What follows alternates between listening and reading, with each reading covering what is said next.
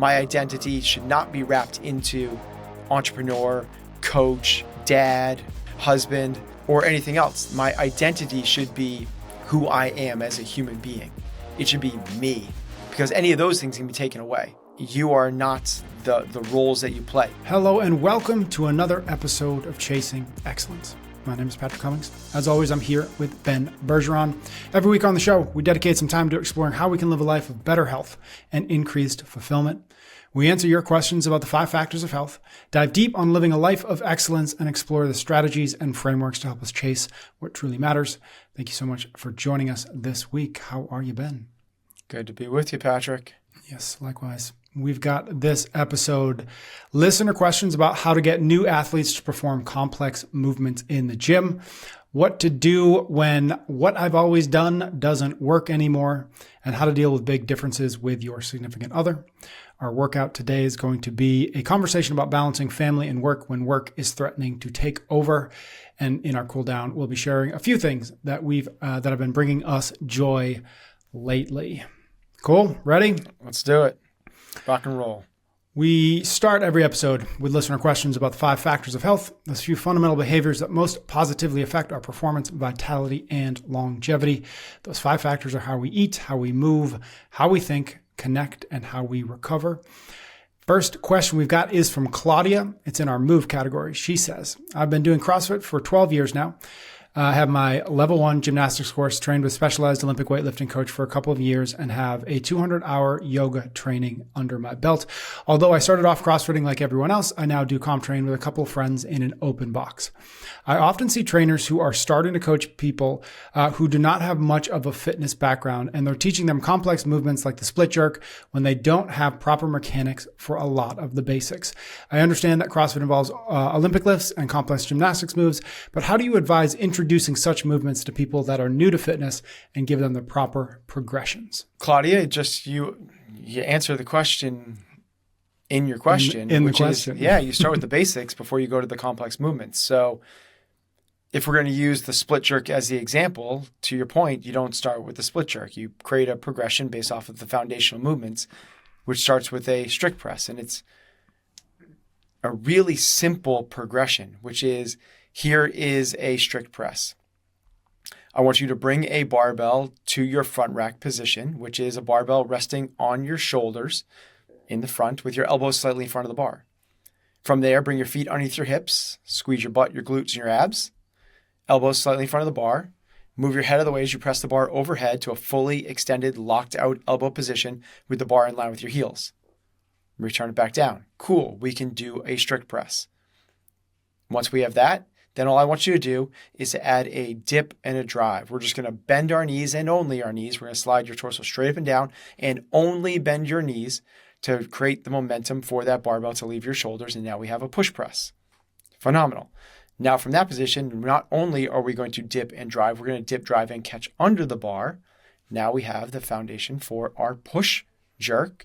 Then from there, we're going to do that same dip drive motion, and then we're going to catch with one foot forward, the other foot back in a lunge, half lunge position with a vertical shin and your feet the same distance widthwise that they were before. Now you have your split jerk.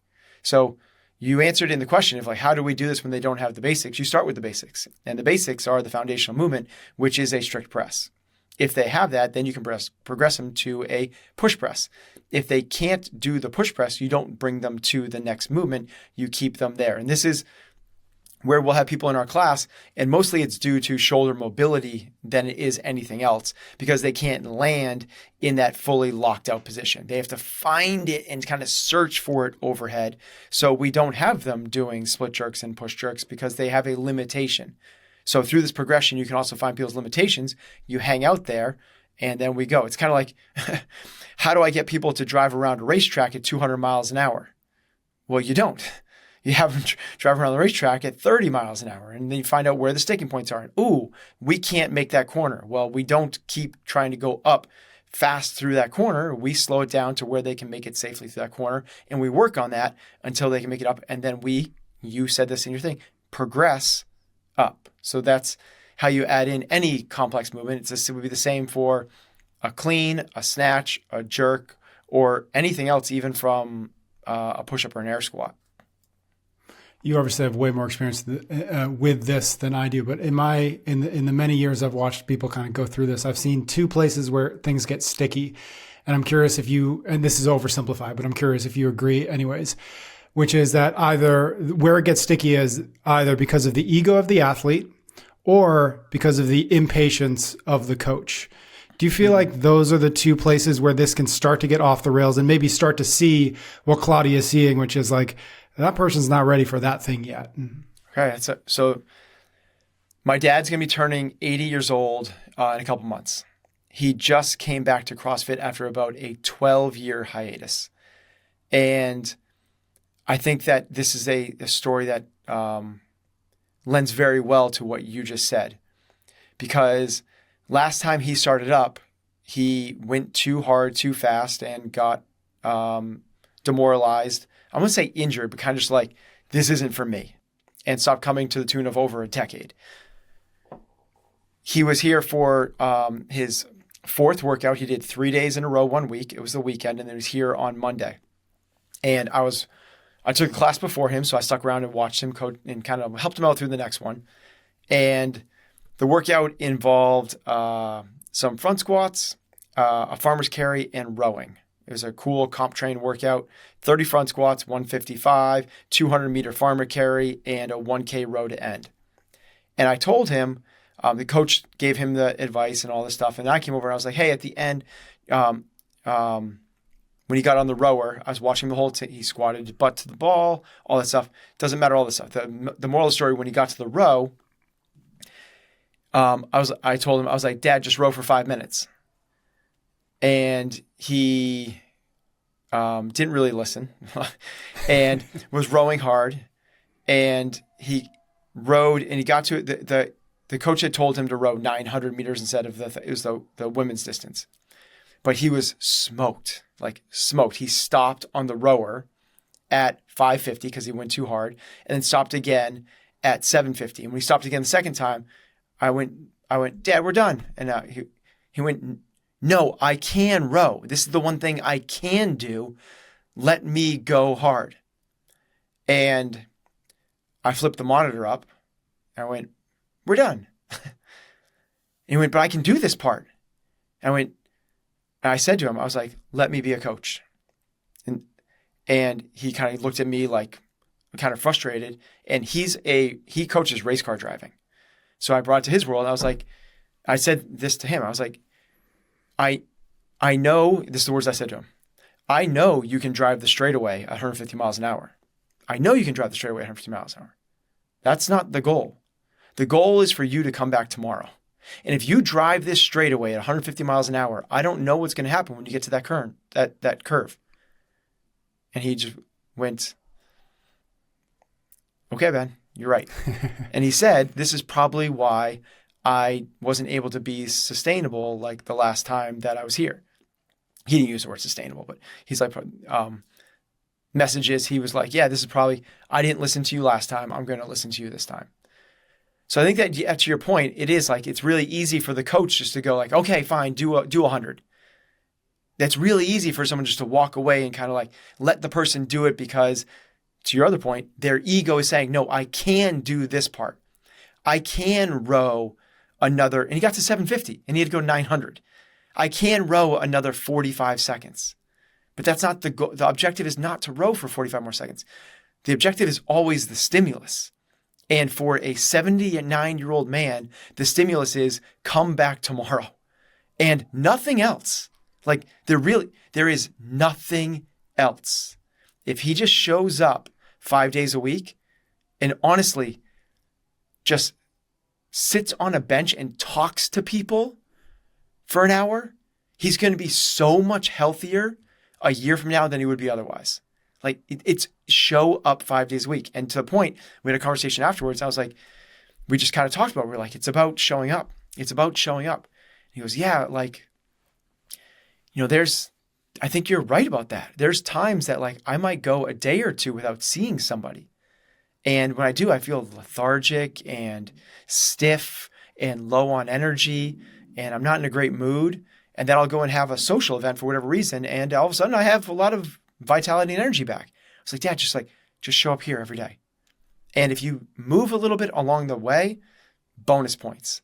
But it's not about how hard you can work. Love that. Great story. Thank you for sharing it. We're going to jump into our next question. This is in our eat category from Julie. She says, when I found CrossFit almost 10 years ago, I went from being 20 pounds overweight with an average body to having a very fit, athletic body in a short period of time. I've maintained this look and weight for the last 10 years without having to worry much about nutrition and the quantity of food I eat, since I always eat clean, quality foods. After turning 40, I've put on weight and no longer have the fit body I once had, despite no change in my routine. I just started tracking macros in an effort to get rid of this extra weight. I'm having such a hard time hitting my protein while staying under my fat goal. I weigh 170 pounds and my protein goal is 160 grams. Does this sound high? I'm just not hungry enough to consume this much protein. Should I overeat and be really full just so I can hit my protein? Should I adjust the numbers? I feel like I'm doing, should I just adjust the numbers? I feel like I'm doing all the things and just continue to gain weight. Is this just part of aging? I'm new to this, so any advice would be helpful.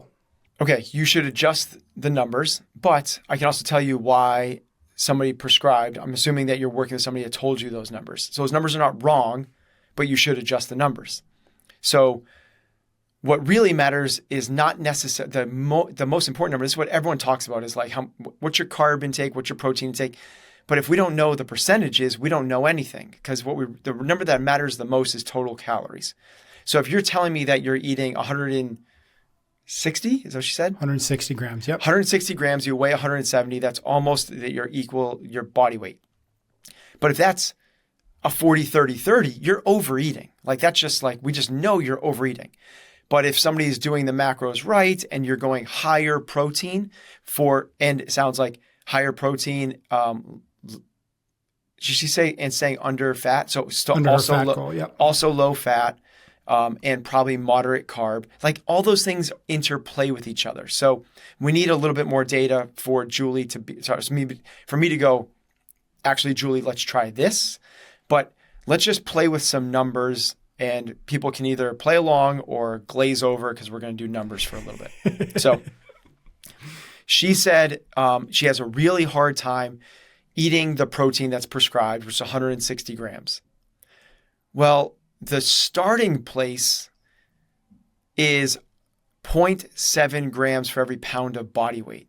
That's the starting place. So where we would actually have Julie start with is 120 grams, not 160. And then you have the option of either bringing up your carbs or your fat. You're having a really hard time staying under fat. Let's bring your fat up. So that's where we would start with. The answer is, this is the adjustment I would suggestion I would make instead.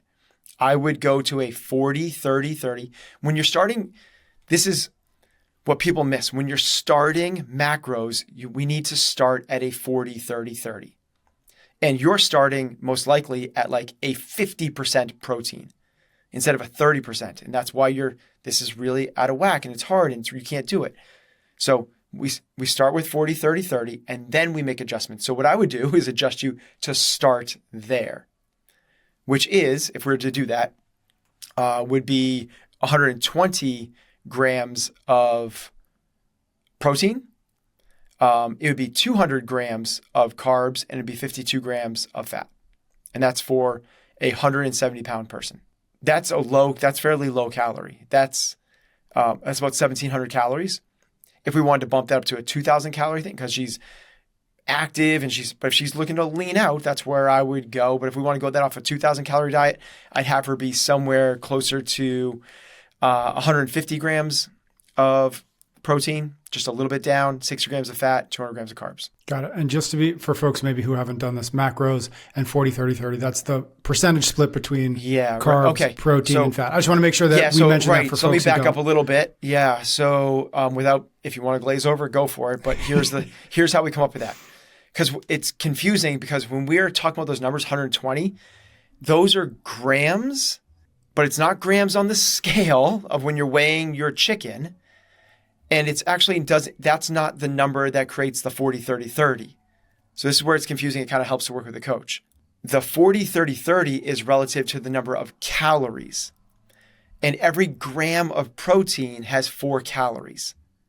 Every gram of carbohydrates has 4 calories. Every gram of fat has 9 calories.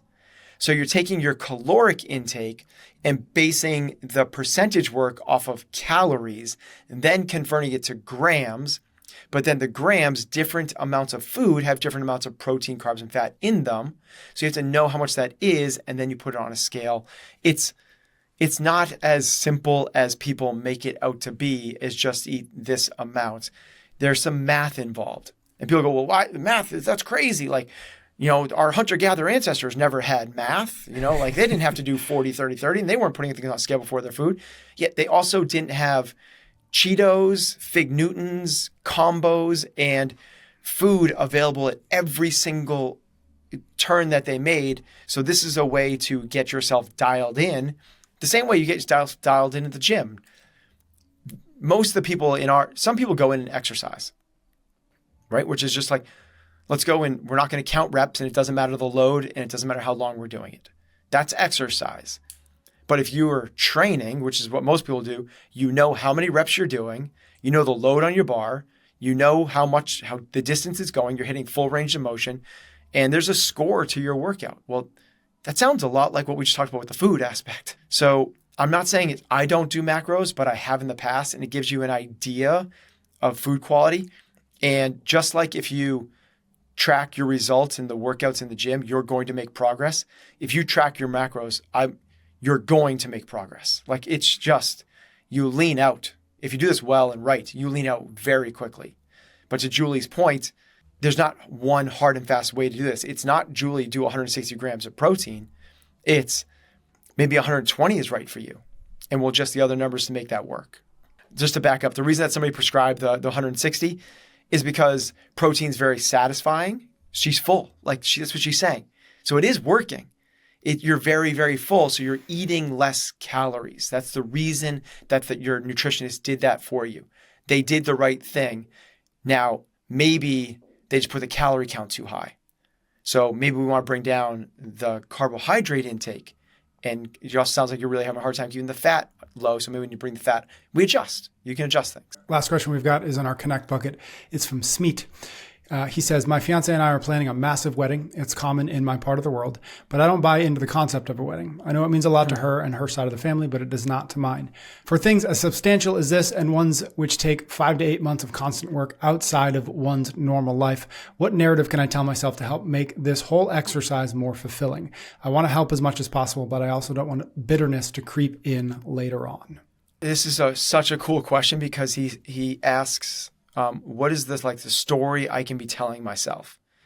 That's awesome. That's as we know, talking about through this conversation that we've been having for a very long time, that's one of the more powerful things that we can do is to tell ourselves the right story, because that story creates a neuro association that dictates the direction of our lives. We have such confirmation bias as human beings that if we say, I'm just the fat, lazy guy, you're going to act like the fat, lazy guy. If you believe, tell yourself, I'm the type of person that's the life of the party and I'm so funny, you act like that. So him understanding what's the story I should be telling myself so that this doesn't come back to bite me is a really interesting and elevated way to ask that question. So kudos. Here's the first thing before we go into the way I would approach this is why value alignment is so important. This is a value, and if it's that at odds for you, what else is there that their family values that that you do not, that's going to cause more rifts and make more work along the way? Then you're going to find fulfillment, enjoyment along the path. Now, I'm not saying don't get married or anything like that, but that is the reason that we want to find value alignment, is because if she's a vegan and you love hunting, like that's hard to overcome. No matter how much passion and attraction there is, you want to have kids and she has no interest in having kids. That's a different value alignment. So that's the first thing I'm going to say, but I'm going to close that box there because I don't think this needs to be that type of a conversation. I do think it is two other things. And the first one is a principle, which is, can you have appreciation without understanding? To me, that's a really fun way to go through life. You can walk into a modern art exhibit and have no idea what it is you're looking at, but still appreciate it and appreciate the fact that other people appreciate it. You grew up as the captain of your football team, and then you became a guy that drank beers and went camping on the weekend. Well, how do you act when you go to the ballet? Like, can you still appreciate it even though you don't understand it? And to me, this is one of the principles that we should all work towards in our lives is this: I might not get it, but that doesn't mean it's on the farthest end of the spectrum. It doesn't mean it's wrong. It doesn't mean that it doesn't provide value. It doesn't mean that I can't find value and enjoyment in this. I can enjoy this just for the sake that my spouse enjoys it. I'm her biggest fan. And when she finds something with joy and passion, we talked about this with the kids aspect. Like, we should be finding ways for us to do the things that they love. Not all the time. Like, they love playing Roblox. I'm not going to play Roblox for 2 hours every night with my kid. But when my kid goes, Dad, you got to see this. Like, I'm winning. I'm in first place, which he does a lot. If I go, Roblox is dumb. Like, I don't know why you spend your time on that. There goes that opportunity for connection. If I come over and go, oh, whoa, wait a minute. What is that thing there? And who are you playing against? Can you talk to them? And I just show some level of interest in what they're interested in. This is the foundation for connection. It's the reason people play name games when you meet someone for the first time. Oh, Patrick, you're from Southern Maine. Do you know John Smith from Southern Maine? And you go, yes, I do. It's like, we have a connection. Yes. Now we have a place that we can start this thing with. And that's what we're looking for, is just different landing pads that we can build foundations off of. And if we just don't meet them where they are, we're not going to get there. If you go to the ballet and go, this is dumb, cross your arms, I can't wait to get out of here, instead of just like, be curious about it. This is we've talked a lot, you and I, off this about curiosity. I think it's one of the more incredible things that you can walk through life with. It's just be curious. Okay, so that's the first one, is can you have appreciation without understanding? And the next one, it speaks a little bit more towards his question, which is, how do I tell myself the right story? And that is through the 3 guiding principles that we talk about a lot here, which is this awareness, intention, and action. And the first one is, which he has, the awareness that this is a potential trigger. I don't have the same value set that my fiance and family do. And also this awareness of like, can I change the narrative of the way that I think about this? Knowing that this means a lot to them, I think it's more about us changing than them. Like, why would we ever try to take away something that's this meaningful and is a big, by the way, most of society is going to side with her, just so, like, weddings are a big deal in most cultures, probably less so in the last 30 years than they were in the past in the Western part of the world, but most of the world, they still are really big, meaningful, maybe the biggest thing and decision you make in your life. So to celebrate that, not only that like I do moment, but that coming of age, that new phase of your life. That's what I encourage Smeet to do, is have that awareness, which you already do. This means a lot. It might be a trigger for you, and that you working through this is probably worthwhile. From there, it goes to intention. And that intention is every time the conversation comes up about the wedding, or even your in-laws walk into the room, every time that anything that kind of like used to sort of trigger you, you're going to tell yourself, I'm so excited for this next phase of my life, and this is the moment it's going to happen. Just make it that. This is the moment. I'm going to celebrate this next thing of my life, which, by the way, will be the biggest thing in your life. Who you marry is the biggest choice you will ever make in your life. Like there isn't a second one. Your job and the city you live in are probably the next biggest. Who you surround yourself with, friends, usually is not a decision. It usually happens. But if people do decide, those are the big ones. That's what you do from 9 to 5. Because and the friends you hang out with are going to dictate usually your behaviors. But nothing is more important than the person you're going to share a life and a family with. So let's use this as a celebration. This is the neural connection. Every time it comes up, you're going to say, I'm so excited for this moment, for this celebration, for this thing. And that my wife is putting all of this energy into this to make this a meaningful moment in both of our lives. In parentheses, even if you don't believe it. That's it. So it would be the same thing as every time you're going to go on stage to give a public presentation. If every time you go on stage, you're telling yourself the story of, God, I hate this. I don't want to do this. Why do people make me do this thing? I know my boss thinks this is really good for me, AKA wife. I know that like she's telling you to do this big marriage, and you go into it every single time with that, guess what's going to happen? You know this, Meet, because you asked, how do I change the story I tell myself? It is the same thing. Every time you go on stage or give a presentation beforehand, I love that this is going to be this transformative experience for me. I love that this is going to push me to where I need to become. I love what this represents in my life as that this is the stepping stone to the next part of my career. I know that this is the thing that I need to lean into more than anything else. And I like those feelings when the butterflies come and I get a little anxious and I start to think about these things. And the night before when I can't sleep, man, that means, because it means a lot to me. And we just tell ourselves this. By the way, it's the same conversation we have with our lead athletes. I'm excited. I'm excited. I'm excited. I'm excited. And we just tell ourselves those stories. And here's the big one is when your wife mentions it, that's the trigger. And you flip it. Every time it happens, you flip it. So it's one of those, recognize the trigger and then flip it. Go, I'm excited.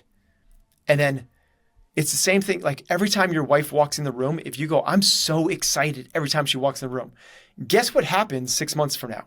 When your wife walks in the room, you get excited. That's just what happens. Yeah. It's like the brain is you are a bi-directional being. When things happen, you feel certain ways. But if you feel certain ways, that's what happened. The trigger gets your rewiring. There is a programming built into us. It actually happens through our neurons. There's myelin that basically insulates these systems that creates the patterns to happen. And what we want to do is make sure that we're sending the right signals throughout our body that are productive, not destructive. Hope that was helpful. Smeet, if you would like to get a question into a future episode, find me on Instagram at PS Cummings. Drop me a DM and I will add it to our list. We're going to get into our workout in a minute. First, a quick word of thanks from one of our sponsors this week, Policy Genius. Are you looking for a smarter way to find life insurance? Meet Policy Genius.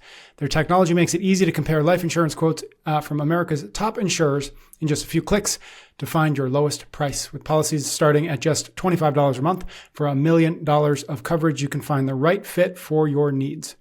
And the best part, some options offer coverage in as little as a week and avoid unnecessary medical exams. Policy Genius has licensed award-winning agents who work for you, not the insurance companies.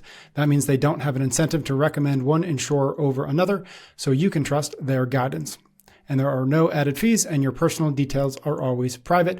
Don't take our word for it. Policy Genius has thousands of 5-star reviews on Google and Trustpilot. If you're not already covered through work, employee-sponsored life insurance may not offer enough protection for your family's needs, and it won't follow you if you leave your job. So why wait? Head to policygenius.com or click the link in the show notes to get your free life insurance quote and see how much you could save. Your loved ones deserve a financial safety net, and you deserve peace of mind. That's policygenius.com. Do you have life insurance? Yes, I do. It's one of the first things we did when we had kids. I think it's like everybody needs life insurance. And it's like term life insurance. It's super cheap. But you know what? The other thing is, as I explored this, I was like, well, no, if I go, Heather takes over the business. Like there's no drop in revenue/income. And that's not the case necessarily because Heather takes care of the kids. So if Heather's going to take over the business, we then need somebody we need to hire a nanny. Like it doesn't work that way and vice versa. Like it was like if Heather goes, so we got health insurance on Heather as well. Because if Heather goes, it's not like, well, no, she didn't earn income. She was a stay-at-home and took care of the family. So it's not like we're losing. But no, we have to hire somebody to do that. To me, it's one of the biggest no-brainers. If you're going through that crazy traumatic experience of losing somebody you loved, like why add on the financial stress as well? Like this is the one area that can be taken care of for very, very cheap, and awesome that there's no downside to using this company because there's no fees or anything else. They're going to find the best one for you. So love that. All right. Let us jump into our workout this week. This is a lot of times we'll take listener questions, but this is a question that I actually just have for you. And you and I haven't really talked about this, which is, I have the pleasure obviously of knowing you not only when we press record, right? So I have a good sense of, what's going on obviously with the podcast, but your life and CompTrain. And I've had the pleasure of working with you on some stuff with CompTrain over the last few months. And we're coming out of the summer. And I know the summer for you has always been a very family oriented time. Obviously the games have always been there. So there's always been that pocket in the middle, which was very, very focused on that. But before the games, after the games, was always like, oh, Ben's on the Cape. He's with the family, he's with the kids. And quite frankly, he's very happy doing that. Right. And so my question to you, what I was thinking about and what I wanted to talk to you about is like this last summer, I think has been considerably different. And we can talk about all the reasons why. In short, not only the games, but CompTrain was going through some things that I know was taking up literally your hours, but also I know a lot of your emotional bandwidth as well. And I watched you, I think struggle might be the right word, but I watched you kind of struggle with like, I promised myself that the month or the 2 months or whatever during the summer is like, that's where I can really prioritize family. And I sort of saw you trying to find this right balance between taking care of work, taking care of athletes, taking care of CompTrain, and also taking care of that promise you made yourself. And so as we're coming out of the summer, I just thought it'd be an interesting conversation to reflect back on like the last 3 or 4 months and how you began, how you're maybe still trying to navigate those two parts of yourself. Family Ben, dad Ben, and those promises that kind of exist in that, but also work Ben and entrepreneur Ben and coach Ben to the degree that it was this year. So I don't have a specific question, but I just love to chat with you about that.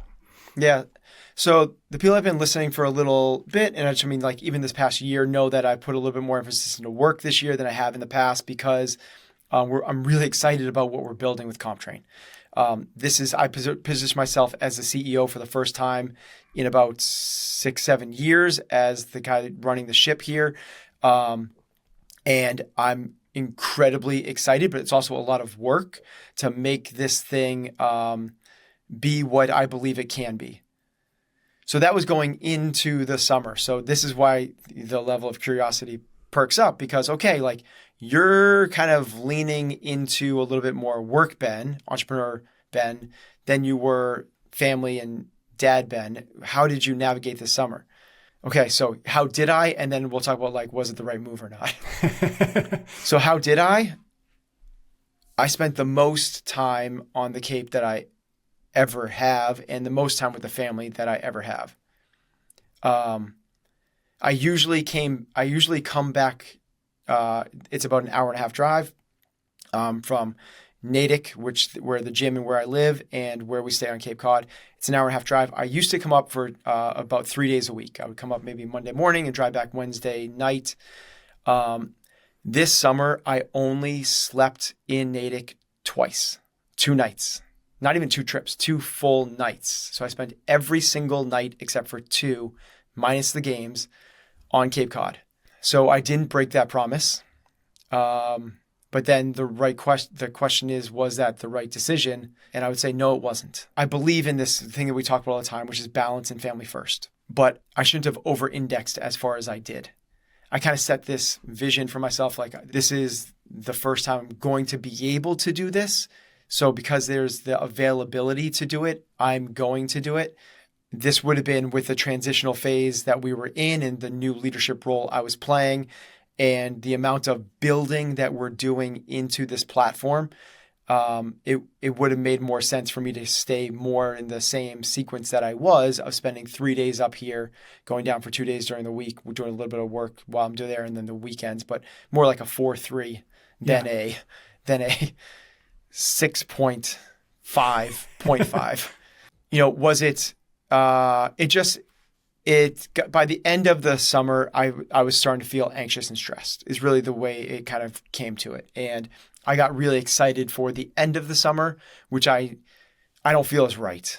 I should be like, we live in this really magical community where people always tell the stories of how their kids and even some of the adults, cry as they're driving away for the last day of summer when they're going over the bridge, because it's a really meaningful place. And I was like, let's go. Like, I need to get back. And in fact, the last week of summer I spent up here away from my family because I was so excited / anxious to get back to the grind and back to the leadership and back to the momentum we were building along the way. So hindsight's 2020, and it's not about crying over the spilt milk whatsoever, but it is about finding the data points so they can help direct decisions going forward. Yeah, and I think that what you just explained was exactly what I was noticing or feeling, or at least like assuming that you were going through over the course of the summer. And the first thing that pops into my mind, and maybe the first question is, we talk a lot about this sort of this deathbed filter, right? Like when I'm on my deathbed, I'm going to look back and what do I want to know of myself? How do I want to feel about the decisions I made, right? And so you can say like, deathbed filter, spending the summer with your kids and with Heather in a place that, as you just described, is magical and will not be there in a couple of years, won't be there in the way that it is now when your kids are older, et cetera, right? And so through that filter, you made the right decision. And in the short term, it feels like it was a hard one, but ultimately the right one. And so I think I bring that up to just ask, like, in the midst of it, clearly you had made a promise to yourself and you were living through that promise. But did you have a moment when you're like, when you were just like, I gotta reverse course here? like, yes, that was the right decision before I had any data, but now that I'm here, this was the wrong one. Or only is it in hindsight, looking back on it now that we're kind of through the summer, do you feel like, oh yeah, you know what, that was probably the wrong one? Yeah, I don't want to say rights and wrongs because there's not enough perspective to know any rights or wrongs. So it's the story of the wise old farmer that, we don't know if this is good or bad, and we don't know what's going to come of it. If I was to die or one of my kids was to die next week, I would say it's the right decision, right? So it's like, we just don't know anything. So I don't want to say right or wrong. What I'm going to say is, like, based off of the information that we have right now, would you have adjusted things? And based off the information I have right now, today, I would have adjusted things. I wouldn't have indexed so far. It's so funny because, you use the deathbed analogy, and the saying goes, no one on their deathbed ever says, I wish I had spent more time in the office. Well, I'm not on my deathbed. So I might, but I am saying that. I'm saying I wish I spent more time in the office. So it's where, like, the perspective comes in, and I don't have full perspective right now. So I am using a recency bias to say what I feel was the most appropriate way to spend my time. And I'm saying, no, it wasn't. But again, this is also, it's just a recent thing. And I'll just give a little more color to, so we have an in-house team here, both the gym and the training platform called CompTrain, which everyone listening to Chasing Excellence should get on, because it's going to be awesome. Like really, really exciting. Hard, but accessible training. Like, anybody can do this thing. So we had a lot of momentum and, a lot of direction where we were going. And as a leader, the number one thing, and I've written about this in my book, but the number one thing about a leader is presence. Not presence and attitude. It's presence, meaning you have to be there. If you are not there, you're not a leader. You're just not. And this is why every politician knows that the president, when there's a catastrophe, they don't lead from Washington, D.C. They go there. They go to the spot because you have to be there. Even if you're giving directions from afar, like most people are in the military, you still need to be at the base with the soldiers, and you have to lead in person. And I've talked about in the past that, during the summer, the gym takes a hit, not only because people go away for the summer, but because I don't spend as much time. And that presence, it's one of the things I think is really important for parents. If you want to have a great connection with your kids, it starts with you being there. It's a hard thing for a lot of people to hear because they go, no, like when I'm there, I'm like 100%. And when I'm there, I do this. But they're only there a fraction of the time. It's about being there as a leader. You got to, and that's what I didn't do very well this summer. And now I'm trying to make up for it. You've been in these meetings and I'm coming in hot. Accurate. Yeah. Well, I guess maybe to wrap it up, because I think that all of that makes a lot of sense to me. And I appreciate you being open about the challenges therein. But I wonder if maybe to wrap this conversation up, like was part of the issue or part of the challenge, maybe is a better way to put it, just that these are two, and they're not obviously two identities that you have for yourself, right? Again, of hard charger, entrepreneur Ben and dad Ben. Like obviously those aren't two people. Those are the same person within you. But to me, what I was curious about was, how do you balance when you do have those two drivers, and where those two drivers are pushing you are in opposing places?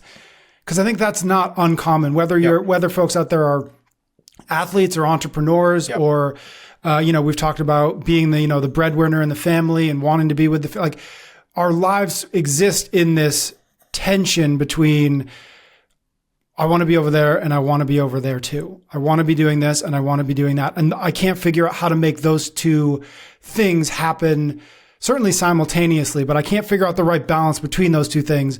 And I think oftentimes to your point, we over-index towards one because we feel like, okay, I'm going towards that. And then you get through that and you realize, shoot, now I've got to dig myself out of the hole it's in a lot of ways, it's like what we've talked about with concurrent training, right? Where it's like, I'm going to go real hard on my back squat. And I'm going to hope that by increasing my back squat 20 or 30 pounds, I become a better athlete. But often what actually happens is you just become less fitter. And so now you've got to then spend more time getting your fitness back up, and your strength will probably decrease a little bit. So like life is this constant tension between, again, seemingly opposing forces or opposing desires. How do you balance those things? How have you tried to balance those things as you've gone? Because you've been doing this now, let's just call it 15 or 20 years from when you sort of opened up CFNA and like the family started and all that stuff. How have you played with that tension over those many years? Yeah, I think it's what we've talked about a lot, which is the first is this recognition. It's two awareness pieces. And the first one is, you said, these opposing forces, but they're not polar opposites, and it's not a teeter-totter. It's not a seesaw. It's not just two things. It's not entrepreneur Ben and dad Ben. It's entrepreneur Ben, dad Ben, stay healthy Ben, live with passion and vitality, have some joy in my life, have some sort of, call it what you want, but I'm not religious at all, but spiritual or something. I have a relationship with my other family, which is my mom, dad, and brothers. There's a lot more to it than just work and family, which is what everyone goes to. But we have to understand that it's not those, it's the multitude of these things. And because what I could have done is pulled away from any of those other things as well. But I saw my mom almost on a daily basis during the summer. I went to the gym every day, while I was there. So it's understanding that there's this The analogy that we give a lot, which is it's not a seesaw, it's not a teeter-totter, it is a dinner plate or a Frisbee on a pencil. And what the idea is, the second part is, it's never going to be in balance, ever. So stop trying. It's just not ever going to happen. Maybe in hindsight, you kind of fall into it, but you can't force function it. You can't go, well, this is how I'm going to do it. You try, and this is the reason that we create the frameworks for these conversations, where I'm going to live, love, lead, learn, and so on. I'm going to make sure that of those 5 categories, or to call it different, roles in my life, dad, husband, business, whether that's employee, boss, whatever it might be, health, faith, and I'm going to make sure I'm getting these things. So what we're going to do is, as we said, the strategies and frameworks to help us chase what truly matters. That's what we're trying to do this whole conversation, knowing we're never going to be spot on. We're never going to be perfect. That plate is never going to be perfectly balanced. But let's make sure we're not over-indexing. And in hindsight, I might have over-indexed a little bit. Cool. Let's course correct. And to course correct, we might, if everything is spilling out one side of the Frisbee or the dinner plate, you need to work to get that thing back to balance. It doesn't going to happen on its own. So that's where I'm, quote, coming in hot to try to make sure that I'm trying to create some level of balance. And it's not just me doing this rogue. It was the conversation with Heather. I spent a lot of time here doing this. I need to put some serious effort into this thing over here. I think it's those two things, those two pieces are what help us going forward. It's not a teeter-totter. It's not opposing. It's multiple opposing. The third one would be it's not dad Ben, fit Ben, business Ben. It's Ben. It's Jay Shetty talks about this in a sort of similar way. It's like, it's not these different phases of your life. It's your life. And everyone goes like, well, when I lived in, Tucson, and when I had that job, and when I was dating this person, and they think that that's like that phase of their life. It's like, no, there's no like starts and stops. It's all you, and it's all your life. And you living in Tucson allowed you to have those other things. If you don't live there, those other things don't fall into place. And you don't get that boyfriend, and you don't have that job. So it is the totality. We always, strategy and framework to help us chase what truly matters. That is the framework, because you have to take the totality of the existence of what Ben is. And it is all of those things, but it also, getting a little more esoteric, it is none of those things. My identity should not be wrapped into entrepreneur, coach, dad, husband, or anything else. My identity should be who I am as a human being. It should be me, because any of those things can be taken away. You are not the roles that you play. This is like, again, what we've talked about before, Chasing Excellence 3.0. 1.0 is for sure. Let's find the roles. Let's make sure we're doing those roles really, really well. Let's have the discipline and the dedication to fulfill the responsibilities and do the things that are going to move the needle for us to be a more productive human being going forward. But as we evolve, as we get a little more, when we get into the more advanced classes, then it's this recognition like, wait a minute, it's the job I come to every day is the job I come to every day. It's not me. It's not what I am, because that can change in a blink of an eye. And if I associate who I am to that, this is what high-level athletes struggle with when they leave their jobs. It's what high-powered CEOs, these people that have all this command and all this responsibility, when it's gone, they struggle because they're not identified with who they truly are. They're identified with a label. They're identified with a position.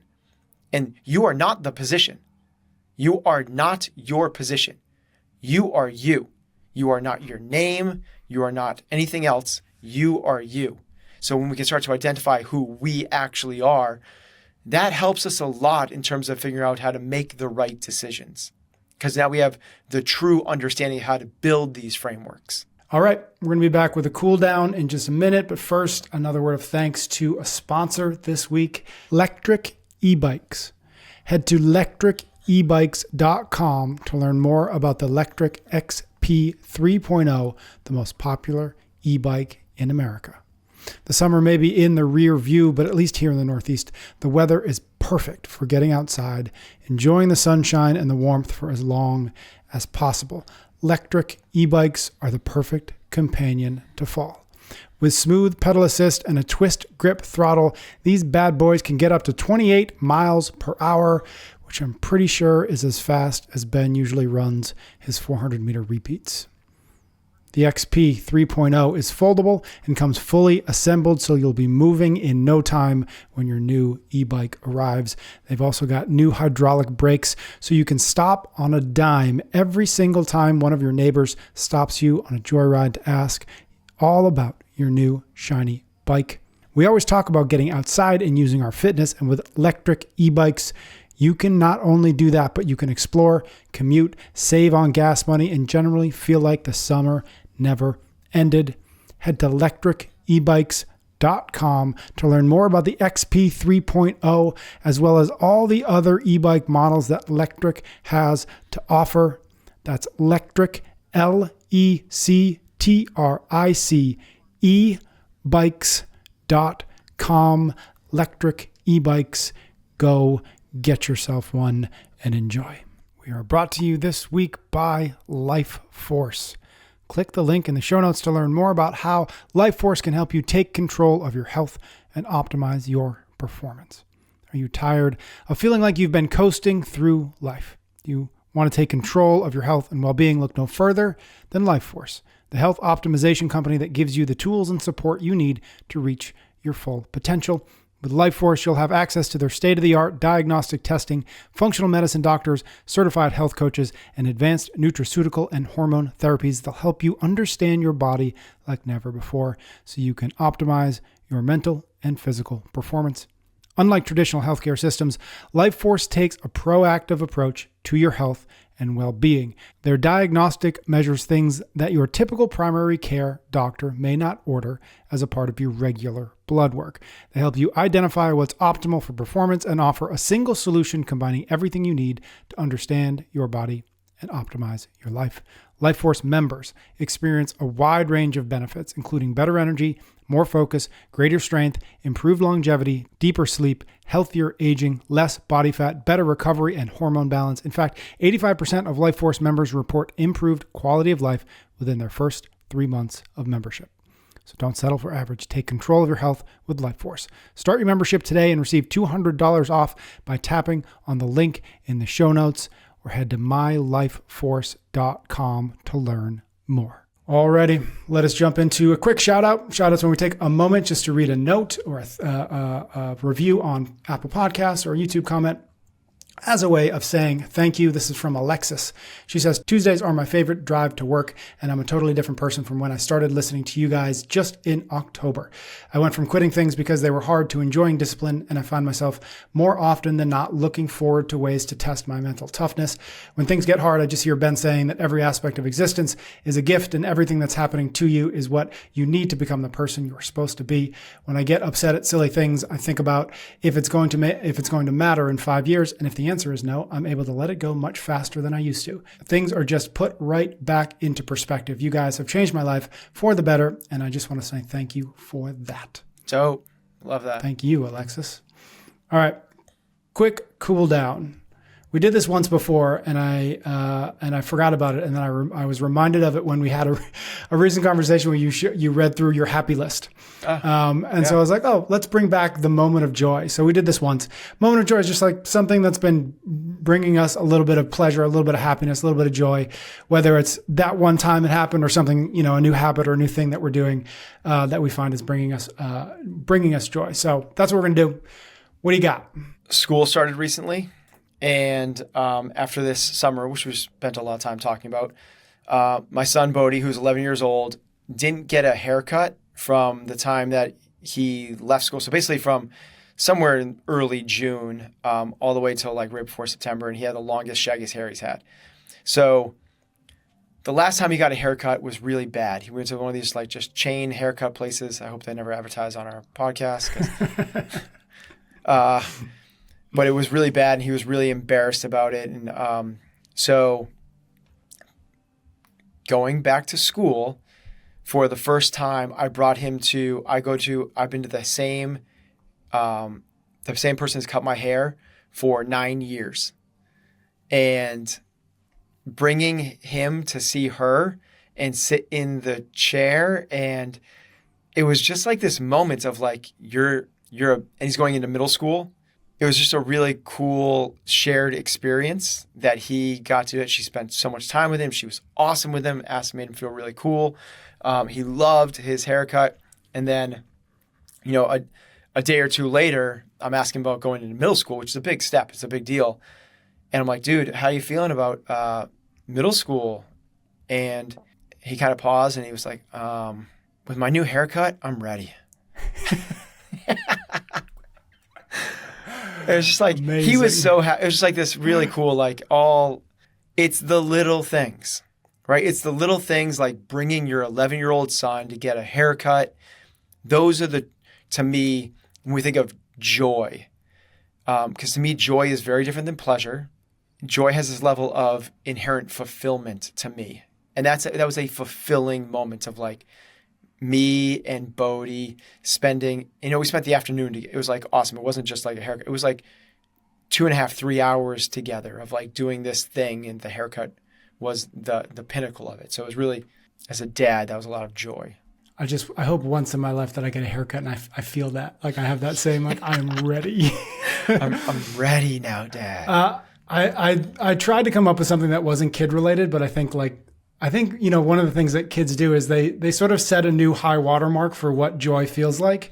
And almost everything else is like somewhere below that. Whereas, and so I tried to think about something that wasn't kid, but obviously I couldn't, so I failed.